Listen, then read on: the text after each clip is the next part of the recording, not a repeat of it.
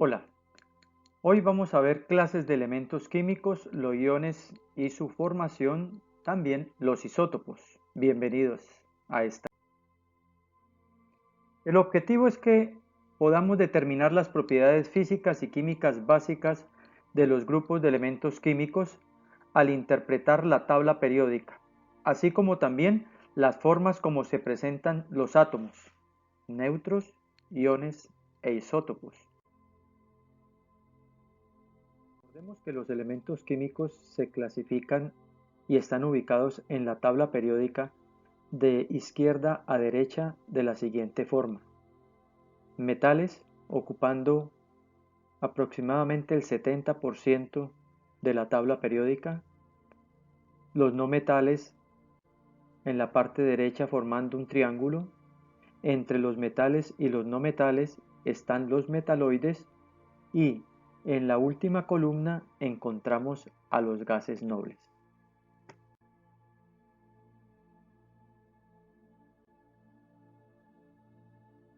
Vamos a ver las propiedades de los metales. Para que lo podamos entender, vamos a decir que los metales son pobres y débiles. Vamos a ver por qué. Los metales tienen pocos electrones en su último nivel de energía, es decir, pocos electrones de valencia. Por eso decimos que son pobres. Y, además de eso, ceden, pierden o regalan electrones, lo que los hace débiles. Y al perder o ceder electrones, entonces van a formar iones positivos o cationes. Observemos esta palabra catión, que tiene algo muy particular. Lo vamos a utilizar, lo podemos utilizar en cualquier área, porque esto se llama una mnemotecnia, es decir, una forma para yo aprender de memoria algunas palabras claves, algunos conceptos. Entonces, si usted tiene la palabra catión, usted dice que un catión, y no se acuerda qué es, usted dice que un catión es un ion positivo. Y aquí lo tenemos. La T me está representando lo positivo de los cationes cuando un átomo ha perdido o cedido electrones.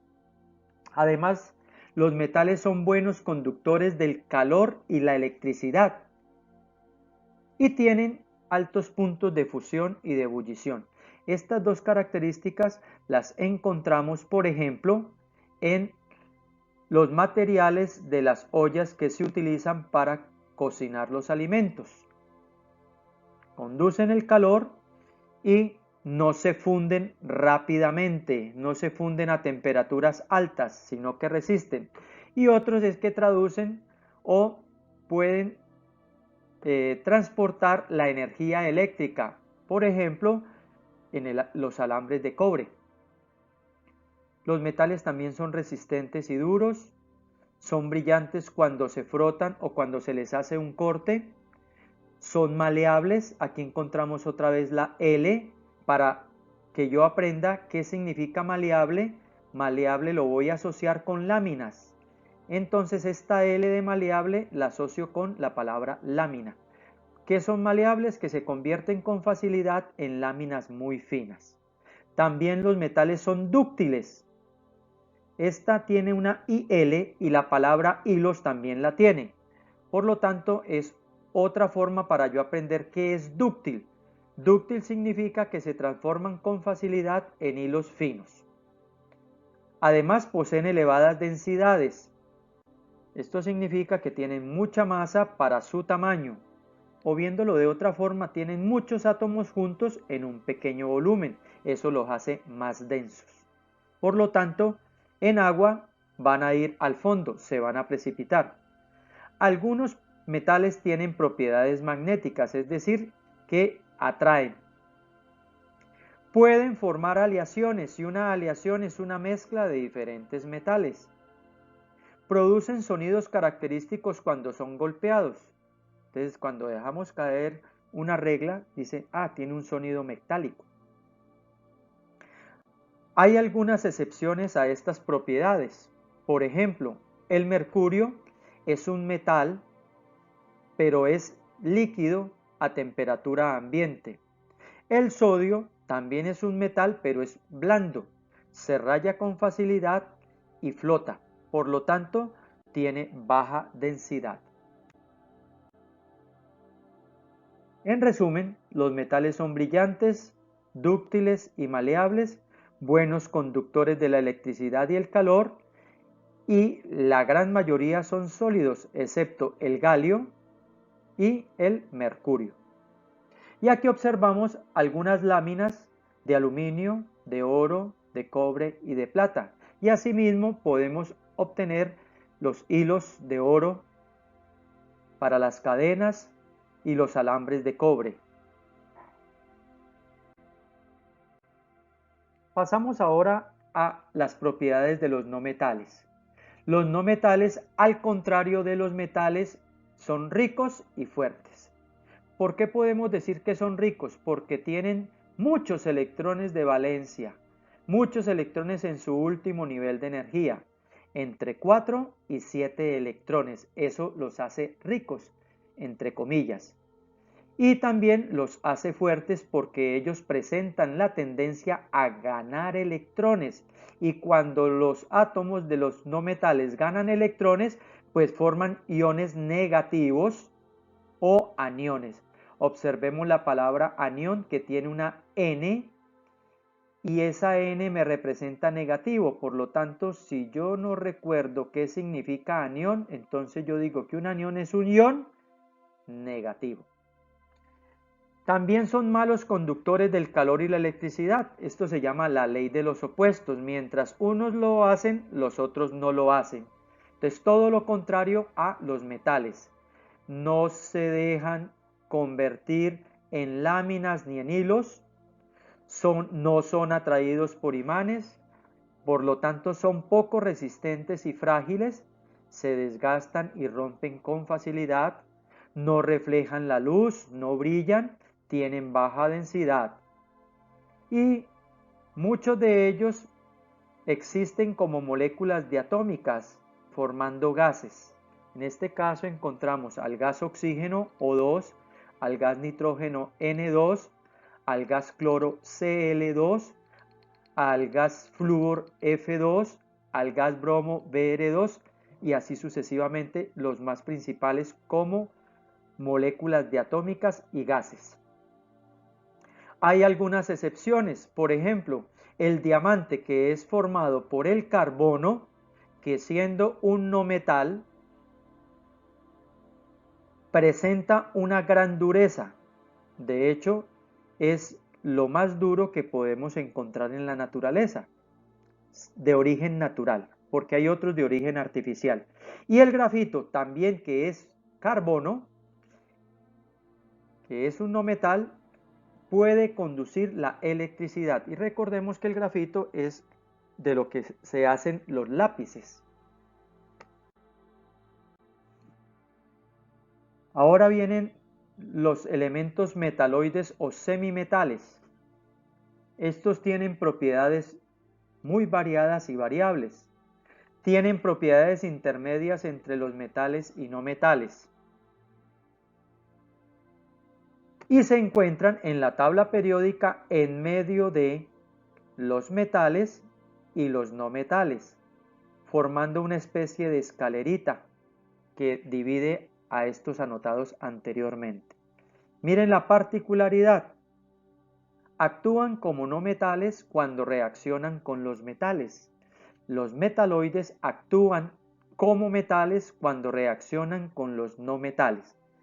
Y lo más importante de ellos es que presentan una propiedad eléctrica que se llama semiconductores. Y esto es muy importante porque son utilizados en la industria electrónica para hacer los chips de los computadores, para hacer los chips que utilizamos en las memorias, también para los celulares y todos los implementos electrónicos que usamos en la actualidad.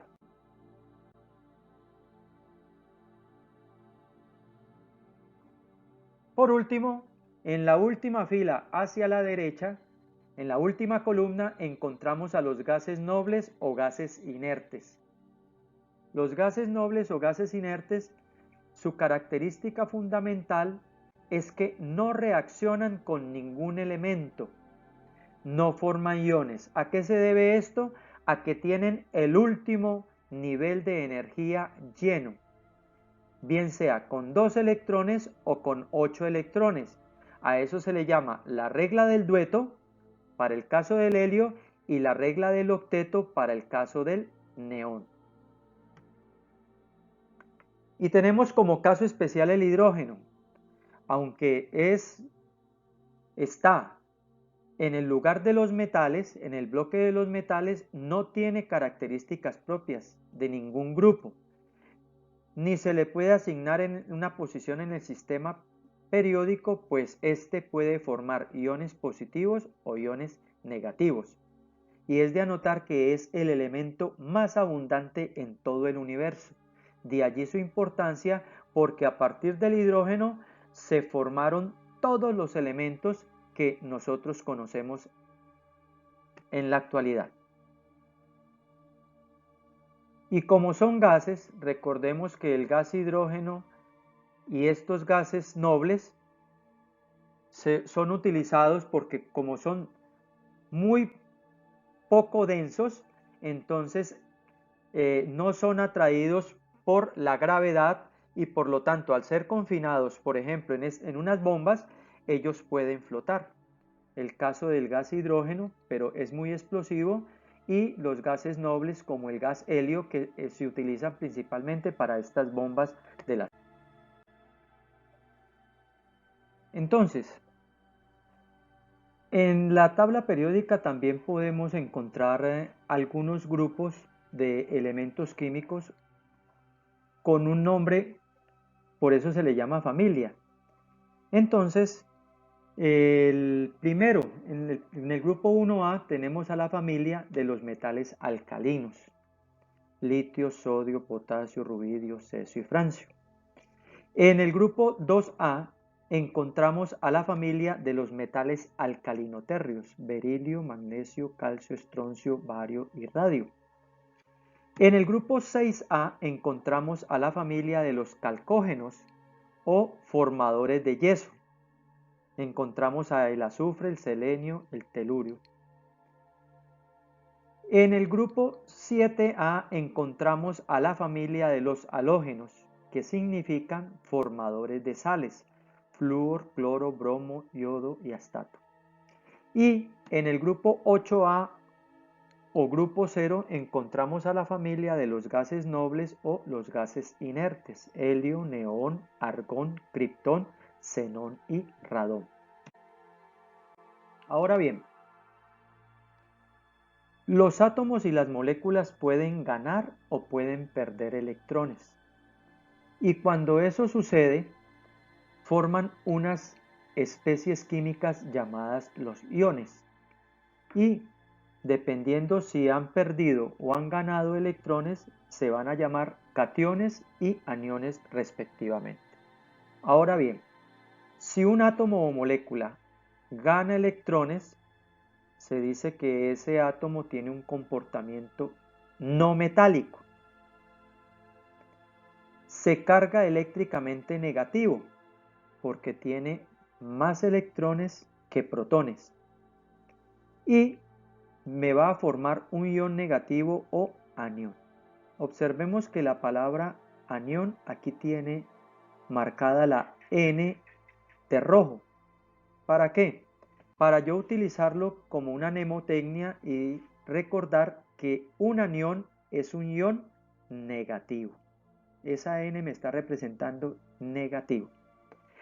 Pero si por el contrario hay un átomo o una molécula que pierde o cede electrones, se dice que ese átomo presenta un comportamiento metálico, porque los metales son pobres y débiles. Por ser débiles pierden o ceden electrones fácilmente. Entonces, si cede electrones o pierde electrones, se carga eléctricamente positivo. ¿Por qué? Porque va a tener más protones que electrones. y se me va a formar un ion positivo o catión. Observamos aquí que la palabra catión tiene una T repintada con rojo. Cuando yo observe esta palabra, me voy a acordar que un catión es un ion positivo, porque esa T me está representando ese positivo. Entonces, en conclusión, tenemos que los iones son especies químicas, porque pueden ser átomos o moléculas que están cargadas eléctricamente, positivo o negativo, cuando han perdido o ganado electrones. Así, un catión es una especie química con carga eléctrica positiva cuando ha perdido o cedido uno o varios electrones. Por cada electrón cedido es un positivo. Y un anión es una especie química con carga eléctrica negativa. Es un ion negativo cuando ha ganado uno o varios electrones. Ahí está la definición de ion, de catión y de anión respectivamente. Vamos a verlo, este tema, de forma gráfica. Entonces, vamos a trabajar con el sodio. El sodio es un elemento que tiene número atómico 11 y lo encontramos en el grupo 1A de la tabla periódica. Lo puede constatar usted con su tabla periódica. Ahora bien, al hacer la distribución electrónica y el diagrama según el modelo de Bohr, vamos a encontrar que el sodio tiene 11 protones por su número atómico y tiene 12 neutrones por su masa, para que nos dé la masa de 23 unidades de masa atómica. Y al hacer la distribución electrónica tendría de 11 electrones tendría 2 electrones en el primer nivel de energía, más 8 electrones en el segundo nivel de energía, llevamos 10, más un electrón en el último nivel de energía, porque el sodio, como tiene 11 protones, también debe tener 11 electrones para que sea eléctricamente neutro, y en su núcleo tiene 12 neutrones. Si nos piden la masa atómica, sumamos los protones con los neutrones y eso me daría 23. Constátelo en su tabla periódica que el sodio tiene como peso atómico 23 UMAS o gramos por mol. Ahora bien, como el sodio es un metal, los metales son pobres y débiles, y por ser pobres y débiles, miren cómo es de pobre, que apenas tiene un electrón en el último nivel de energía y por eso se encuentra en el grupo 1A. Como pierde ese electrón, ¿sí?, entonces va a quedar con 8 electrones en el anterior nivel y 2 electrones en el primer nivel. 8 más 2 serían 10. Los protones son constantes, pero los electrones se pueden ganar o perder. En este caso, el sodio pierde un electrón, quedando con 10 electrones. 11 cargas positivas y 10 cargas negativas me da una carga positiva. Por lo tanto, ¿cómo quedó el sodio? Con 11 protones, 10 electrones. Por lo tanto, aquí se me formó un catión, un ion de sodio. ¿Por qué? Cuando el sodio tiene 11 protones y 11 electrones, es eléctricamente neutro y se representa el símbolo del sodio y un 0, eléctricamente neutro. Como es metal, puede perder el electrón del último nivel de energía, quedando el sodio ya no queda con 0, eléctricamente neutro, sino que queda como un ion positivo. Y a esto le llamamos catión sodio o simplemente ion sodio positivo. Ahora, tomemos al cloro. El cloro está al otro extremo de la tabla periódica, al lado derecho. su número atómico es 17 y se encuentra en el grupo 7A.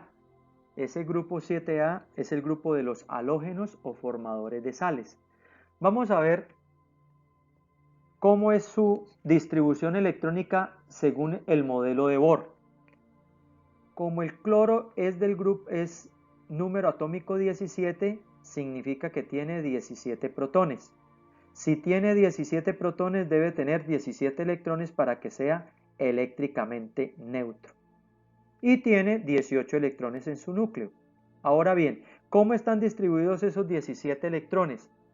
Tiene 2 electrones en el primer nivel de energía, 8 electrones en el segundo nivel de energía, vamos, 10 electrones. Y va a tener 7 electrones en el último nivel de energía, 2 más 8, 10 más 7, 17. Recordemos que un átomo no puede tener más de 8 electrones en su último nivel de energía. En este caso, el cloro no tiene ese inconveniente, como tiene 7 electrones en su último nivel de energía, por eso pertenece al grupo 7A. Ahora bien, como el cloro es un no metal, los no metales son ricos y fuertes. Ricos porque tienen muchos electrones, 7 en este caso, y fuerte porque puede arrancar o atraer electrones. Gana electrones. ¿Cuántos electrones puede ganar un no metal? Dependiendo del número de electrones que le hagan falta para completar 8 electrones en su último nivel de energía. En este caso solamente necesita ganar un electrón. Al ganar un electrón, entonces va a quedar con 8 electrones en su último nivel de energía. Miremos.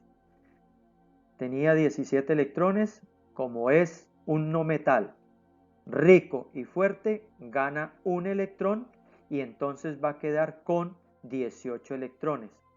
Al neutralizar estos protones con los electrones, entonces nos va a quedar una carga negativa de más. Por eso se forma el ion cloro. 17 protones y 18 electrones. Va a quedar así. El cloro, que estaba eléctricamente neutro, al ganar un electrón, va a formar el cloro negativo una vez. Y a esto se le llama anión cloro o el ion cloruro. Se le puede llamar el ion cloruro. Entonces, esta es la manera gráfica de interpretar la formación de los iones cationes y aniones. Esta es otra forma de observarlo, una forma gráfica entre el sodio y el cloro. Aquí se me forma cloruro de sodio, que es la sal común. Esta es una pregunta clásica de tomada de líquidos. Vamos a leerla. Un ion es una especie química que ha ganado o perdido electrones y por lo tanto tiene carga eléctrica. La configuración electrónica para un átomo neutro X cualquiera con un número atómico igual a 8 es 1s2, 2s2, 2p4. De acuerdo con esto, la configuración electrónica más probable para el ion X2- es, y te dan las 4 opciones. Lo primero que hay que hacer es entender la pregunta. En las preguntas tipo ICFES, siempre o generalmente nos dan la definición, por lo tanto usted no debe tener eso como una especie de camisa de fuerza. Lo que usted tiene que es comprender lo que lee. Entonces aquí está la definición que ya la habíamos visto, que es una especie química cuando ha ganado o cuando ha perdido electrones y por lo tanto se va a cargar eléctricamente, positivo o negativo. Ahora, en esta parte de la pregunta es para que se entienda. El elemento X es cualquier elemento de la tabla periódica y su número atómico es 8. Entonces hay que pensar lo siguiente. Si su número atómico es 8, tiene 8 protones o partículas positivas. Si tiene 8 protones y es neutro, debe tener 8 electrones o partículas con carga eléctrica negativa. Y su distribución electrónica es así. Esos 8 electrones están distribuidos 2, 4, más 4, 8. Perfecto. Esto es un átomo eléctricamente neutro. Entonces yo le debo colocar el cerito aquí para que sea eléctricamente neutro. Ahora bien, aquí está la pregunta. De acuerdo con esto, ¿cuál será la configuración electrónica más probable para el ion X2 negativo? Yo debo saber qué significa X2 negativo. Significa, primero, que se formó un ion negativo o anión y que si quedó negativo es porque ganó 2 electrones.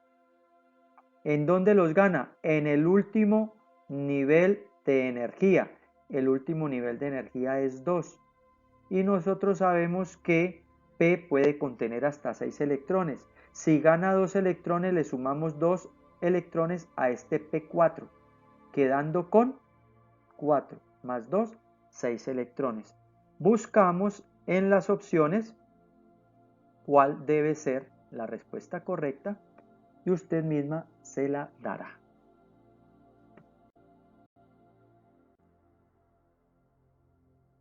Los isótopos. Esta palabra viene de iso, que significa igual, y topos, que significa lugar.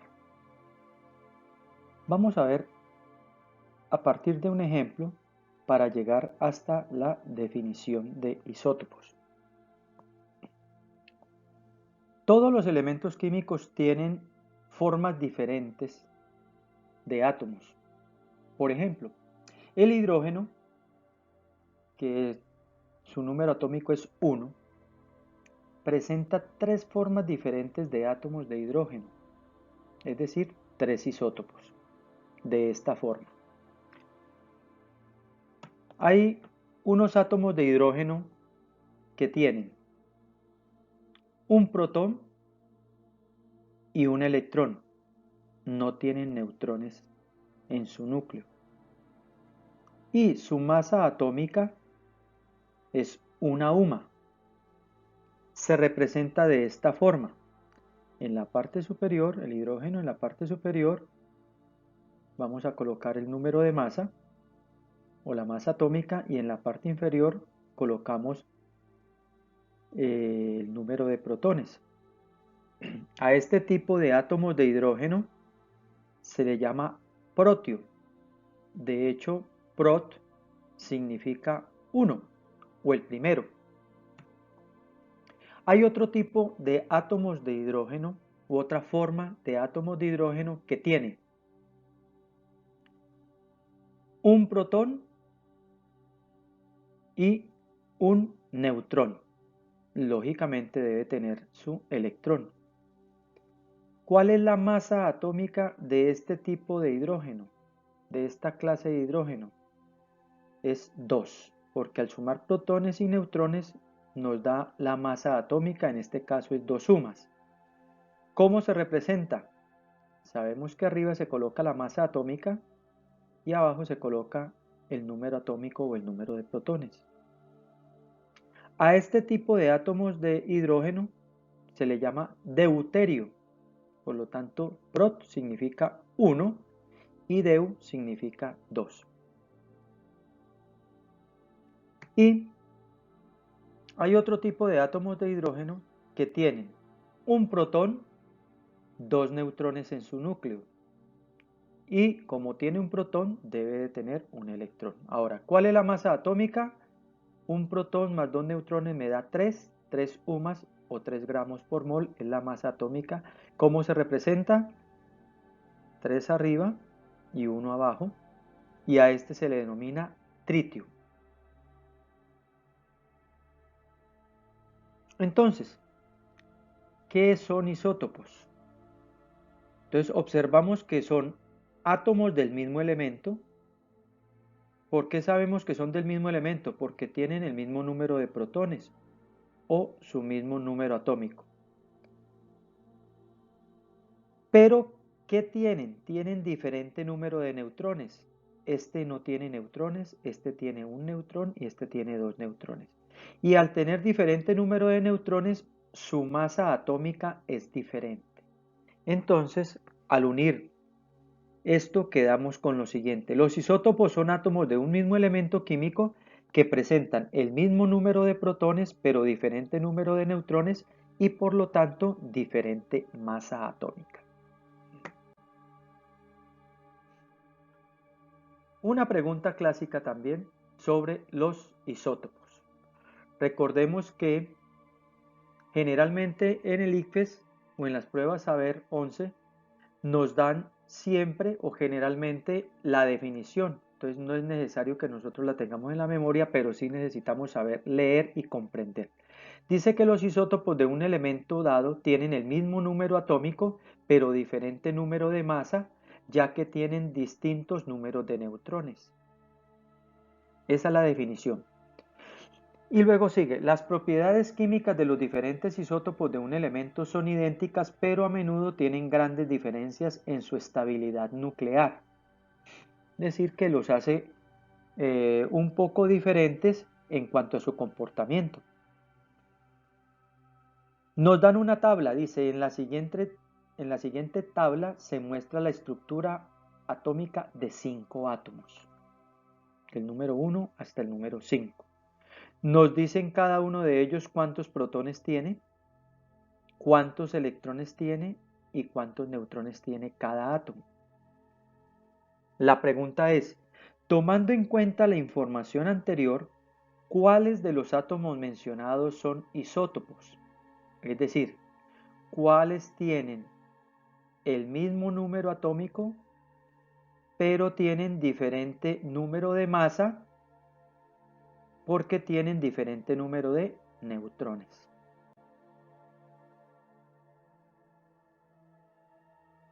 Entonces, ustedes van a hacer ese análisis, le pueden tomar un pantallazo igualmente a la anterior pregunta para que lo puedan desarrollar.